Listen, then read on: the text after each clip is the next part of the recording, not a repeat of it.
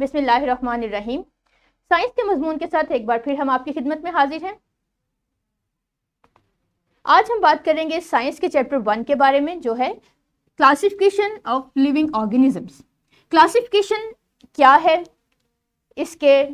इसकी बेसिस क्या है, ये कैसे परफॉर्म की जाती है, लिविंग ऑर्गेनिज्म की क्लासिफिकेशन क्यों की जाती है, इसकी ज़रूरत क्यों और कैसे पेश आई, इन तमाम बातों का जवाब आपको आज के लेक्चर में मिलेगा। जैसा कि इसके नाम से जाहिर है, इंट्रोडक्शन ऑफ क्लासिफिकेशन। सो ये तमाम सवालात आपको यहाँ पे डिस्कस किए जाएंगे। तो बढ़ते हैं अपने आगे लेक्चर की तरफ। इस पूरे लेक्चर को सपोर्ट करता है हमारा लेसन प्लान, जो कि जिसका लिंक इस वीडियो की डिस्क्रिप्शन में आपको मिल जाएगा। ये पूरा लेसन प्लान वर्ड फॉर्मेट में आपके पास अवेलेबल होगा। आप इसको अपनी मर्जी से डाउनलोड कर सकते हैं और अमेंड भी कर सकते हैं। चलिए बढ़ते हैं अपने लेक्चर की तरफ। सबसे पहले अपने थोड़े से नॉलेज को ब्रेनस्टॉर्म करते हैं और ये देखते हैं कि हम क्लासिफिकेशन के बारे में क्या जानते हैं। How do you organise your books in your bags? तो डियर स्टूडेंट्स, आप ये बताइएगा कि आपके बैग में आपकी बुक्स किस तरह से अवेलेबल ऑर्गेनाइज्ड हैं। क्या वो रैंडमली ऑर्गेनाइज्ड हैं कि कोई किताब कॉपी के साथ पड़ी है, ज्योमेट्री बॉक्स भी किताबों वाले सेक्शन में मौजूद है, या आपने इसे प्रॉपरली ऑर्गेनाइज किया है, यानी आपका बैग इस सूरत में है या फिर इस हालत में है। चलिए अपना बैग देखिए और फ़ौरन से बताइए कि आप अपनी बुक्स को कैसे ऑर्गेनाइज करते हैं। वेल डन डियर स्टूडेंट्स, यकीनन आप अपना बैग वेल ऑर्गेनाइज रखते हैं। और क्या आपको मालूम है कि ऐसा करने का क्या फ़ायदा है? अगर आप अपनी बुक्स को रैंडमली रखेंगे अपने बैग में, तो इससे आपको क्या क्या मुश्किलात का सामना करना पड़ेगा? अपने टीचर को अपने जवाब बताइए।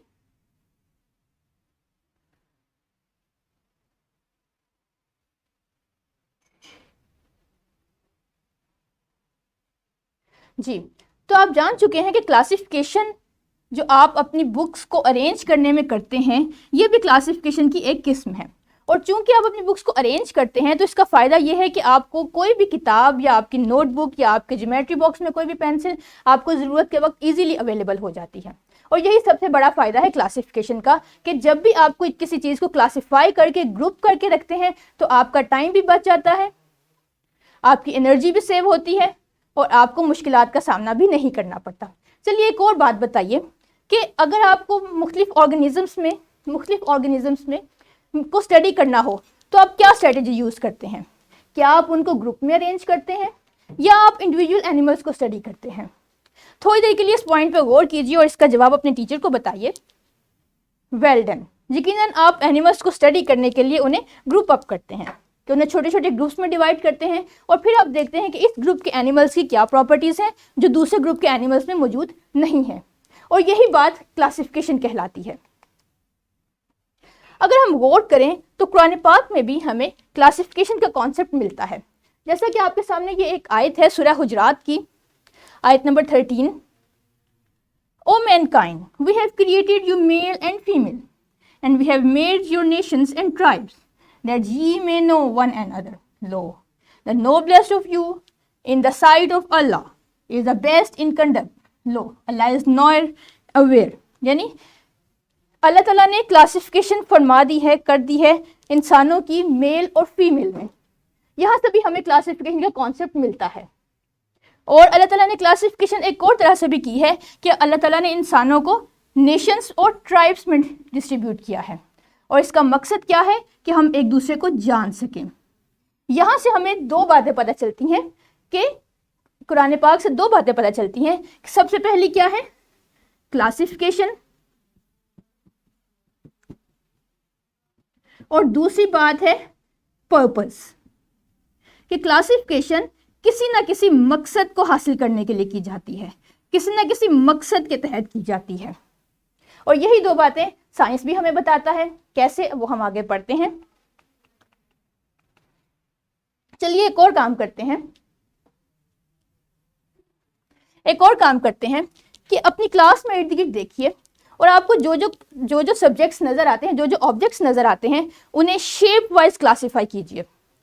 यानी आपकी चेयर है, टेबल है, डस्टर है, चौक है, या मार्कर है, या ब्लैक बोर्ड है, जो भी ऑब्जेक्ट्स आपको क्लास में देखते हैं, उन्हें डिफरेंट शेप्स यानी सर्कल में, स्क्वायर में, ट्रायंगल और रेक्टेंगल में क्लासीफाई कीजिए।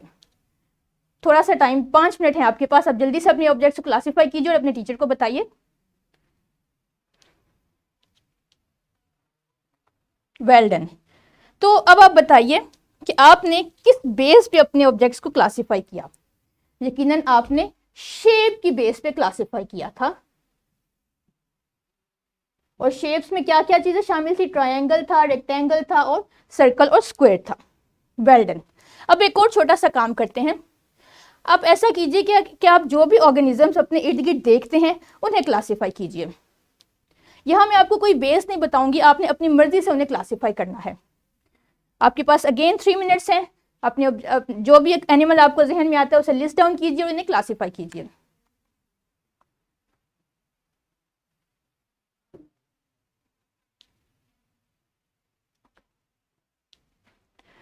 तो आप बताइए कि आपने अपने एनिमल्स को किस बेस पे क्लासीफाई किया। यकीनन आपके जहन में जो एनिमल्स आए होंगे वो उनमें ये सारे एनिमल्स शामिल हैं: घोड़ा, गुलहरी, कौवा, मक्खी, fish, caterpillar, duck, hen, crow, donkey, sparrow, butterfly, beetle. ये सारे एनिमल्स आपके जहन में, या हो सकता है कि इसके अलावा भी एनिमल्स आए हों। तो आपने कैसे क्लासीफाई किया इन्हें? क्या आपने जो क्लासिफिकेशन की, जो जानवरों के ग्रुप बनाए, उनमें हर ग्रुप के जानवर की प्रॉपर्टीज एक जैसी थी?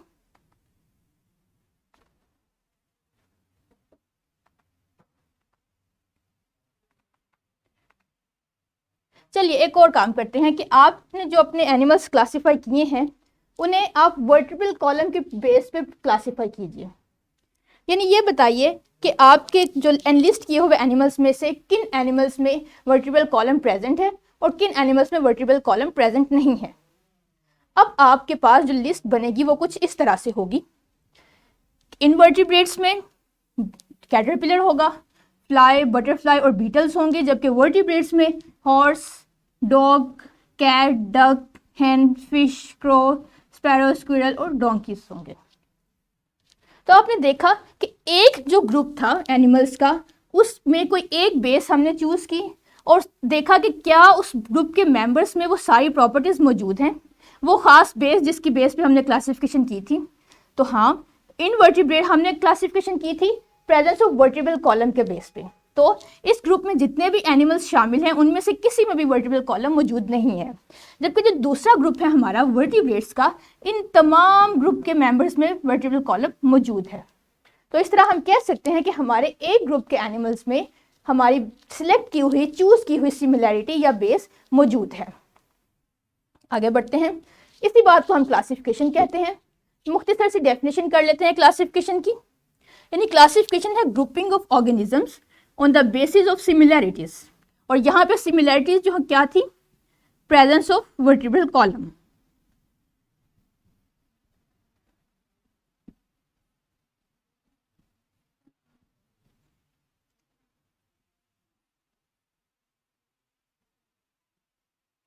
हम अपनी किताब के पेज 1 पे ये टॉपिक डिस्कस करेंगे आज, जिसमें हम लिविंग ऑर्गेनिजम्स को क्लासीफाई करना सीखेंगे। तो सबसे पहले देखते हैं कि आज अब तक क्लासिफिकेशन के लिए क्या अटेम्प्ट्स हो चुकी हैं।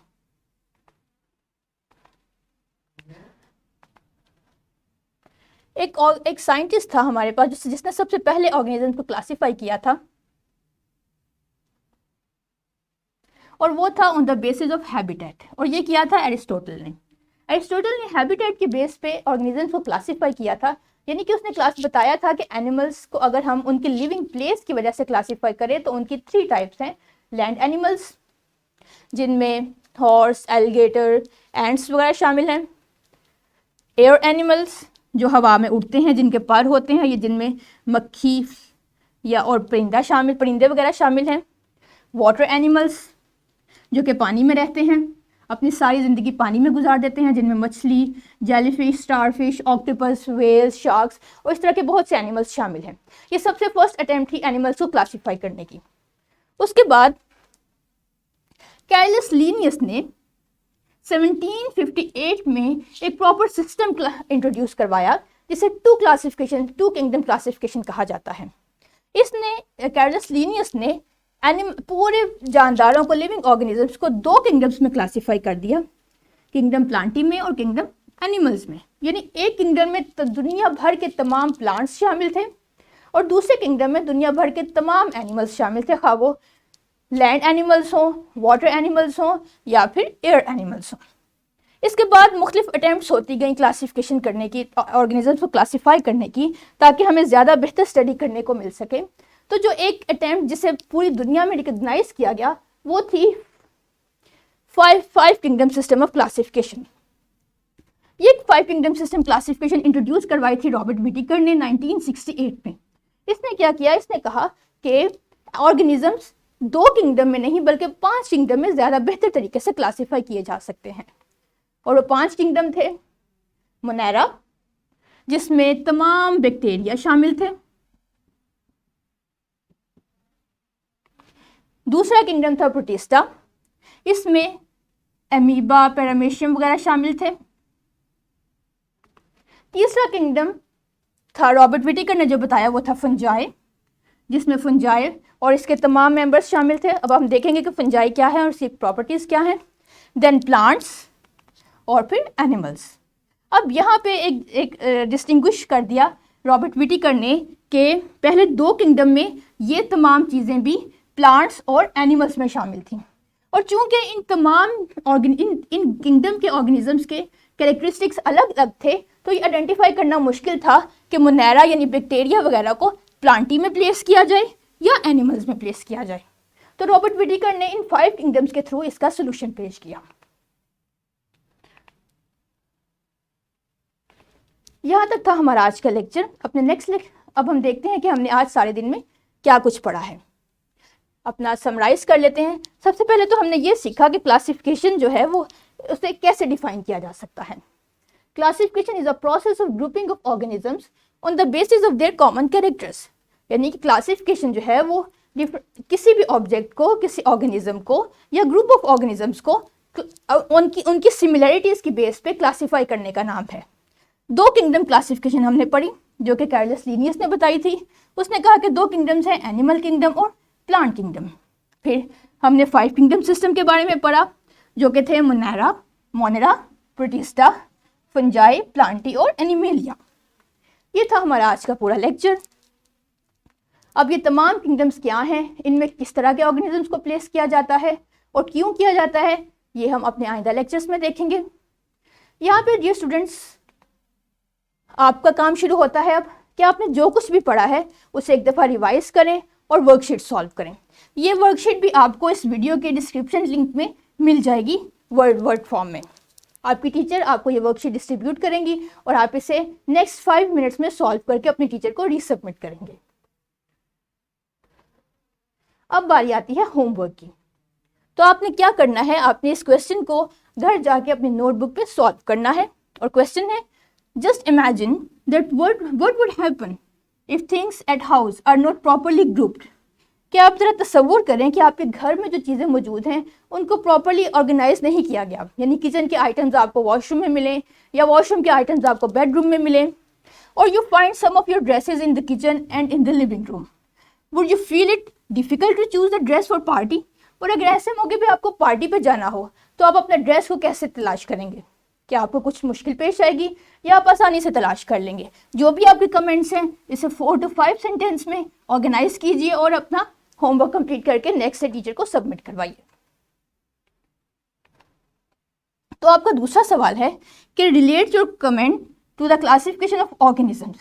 आपका जो भी जवाब है, यहाँ पे आपने जो भी जवाब लिखा उसको रिलेट कीजिए क्लासिफिकेशन ऑफ ऑर्गेनिजम्स के हवाले से, कि यानी जिस तरह आपको अपने पार्टी ड्रेस को चूज़ करने में मुश्किल पेश आई या आसानी पेश आई, अगर ऑर्गेनिजम्स को हमें स्टडी करना पड़े और वो हमें रैंडमली मिले, यानी उनकी कोई क्लासिफिकेशन ना हो, तो क्या हम उन्हें आसानी से स्टडी कर सकते हैं या नहीं? Would you find information about organisms easily? Comment. इस पर भी आपने 4 से 5 लाइनें लिखनी है और नेक्स्ट टीचर को अपना होमवर्क सबमिट करवाना है। नेक्स्ट क्लास में हम पढ़ेंगे 5 किंगडम सिस्टम के बेसिस के बारे में, और अपना लेक्चर यहाँ पे आज वाइंड अप करते हैं। Thank you very much.